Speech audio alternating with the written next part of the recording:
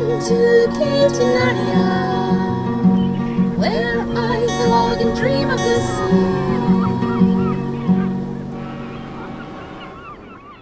Hey, we're back with Andrea again. We're having a slumber party, so we thought that we would build a living room fort with you guys. You can watch us do it. So we're gonna make this one quick because we've got kind of a low battery situation that we're worried about. So let's just get right down to brass taxes. Ready? Okay, ready?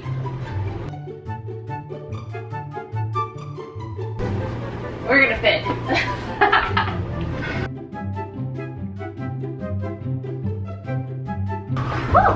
Actually, I'm gonna lower you guys so that you can see, have a better view or a better understanding of what we're doing.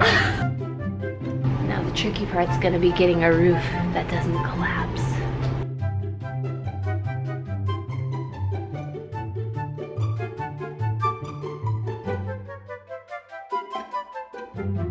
When we're done, we'll close it. And then it'll be all closed when I'm sleeping in it? Is this really where you're gonna sleep? I'm totally gonna sleep in this fort. Are you kidding me? So cute. It's gonna be the best night's sleep ever.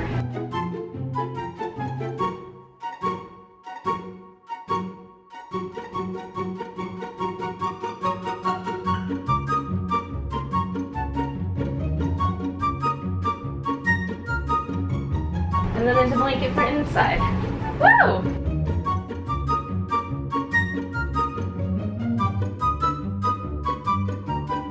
All right, is this all you need? Oh, I think so. Look, we're good. Oh, wow. All right, you ready to come with us to the fort? Do, do, do, do, do, do. Here's our living room fort. Yeah. Get that flashlight going. Hi. Hi. Hi. Hi. It's so spacious in here. Isn't it lovely? We can fit at least 5 other people in here with us. Come on over. Look, there's the upper deck there. Got a little loft. There's another loft over there. Look at loft number 2 on top of the other chair. It's spacious. Now we're gonna tell ghost stories. It's gonna be scary. All right. We're going to share a scary story from an old book that we grew up with called Scary Stories to Tell in the Dark. This one's called The Viper. This is about a man who inherited a house when his uncle died. The house sat on a hill outside of town, and rumor had it that the old place was haunted. The man decided to move in straight away, despite his reservations. But late that night, the phone rang, and when he answered it, a creepy voice said, I am the Viper. I will be there in 2 hours. and then it hung up before he could say anything. Not long afterward, the phone rang again, and the same creepy voice said, I am the Viper. I will be there in 30 minutes. and hung up. This made the man quite nervous, and he began to wonder who this mysterious caller could be. Before he knew it, the phone was ringing again. I am the Viper. I will be there in 10 minutes. The man was getting much more concerned now. A few minutes later, the phone rang. I am the Viper. I will be there in 5 minutes. Needless to say, the man began to panic. Again, the phone rang, and the man slowly lifted the receiver and put it to his ear. I am the Viper. I will be there in 1 minute. Said the voice. The man ran around, locking all the windows and doors, and then called the police. The operator told him that the officers were on their way. Suddenly, there was a knock at the door. Shaking with fear, the man opened the door a crack and asked, Is that the police? No, Replied the voice. I am the Viper. I come every night to wipe your windows. I wish to wash and wipe the windows.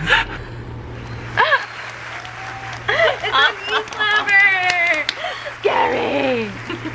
Now this one's called High Beams. This is a scary tale about a young woman who was out for drinks one night with her friend. Whatever.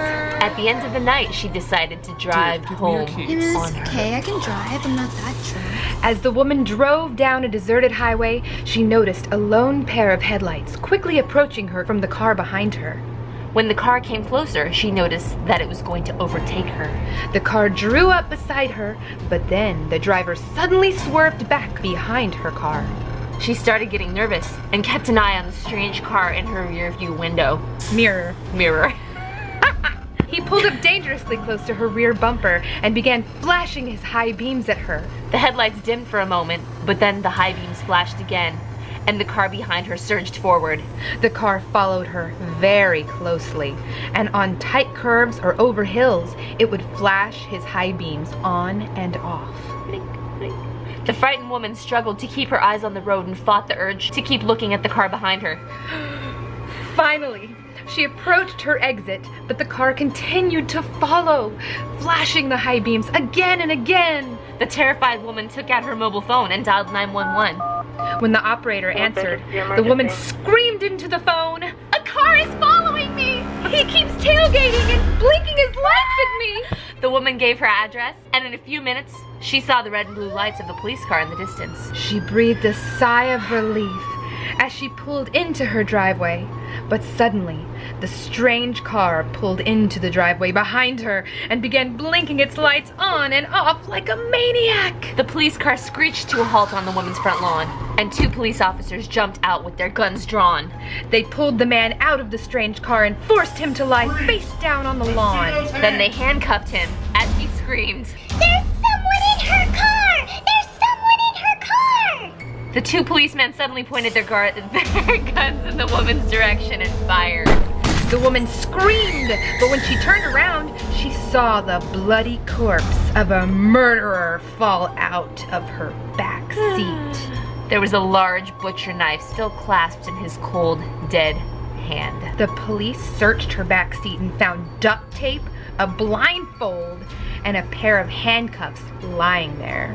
The woman realized that the man in the strange car had been trying to save her. When the police released him, he explained that as he pulled up behind her car and his headlights lit up her back seat, he had seen a man with a butcher knife rising up behind her. Just as the madman was about to stab her, he flashed his high beams and the figure crouched back down. I flashed my high beams every time I saw him raise the knife. He said. The end. What a nice gentleman he was. Very nice, very, very courteous.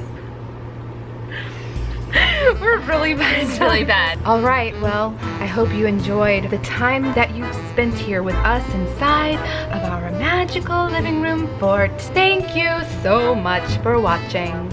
And as always, have yourselves a pleasant morning, day, afternoon, evening, night, forever.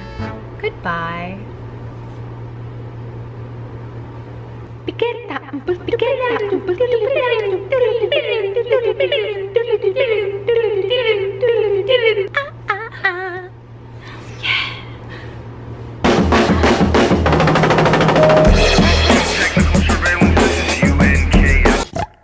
Ahoy, sailors! KT here. It would mean the world to me if you'd subscribe to my channel, share it with your friends, and give this video a thumbs up. Also, if you haven't seen my last video, go check that out. Andrea and I got domestic all up in my kitchen and baked cupcakes! And in the next video, I'll take you on a brief adventure with my best friend Miranda into Hollywood and tell you all about the things that I love that make me happy. That's it. Hope to see you around again real soon. Wishing you fair winds and calm seas. May you always have wind in your sails and a hand's breadth of water under your keel.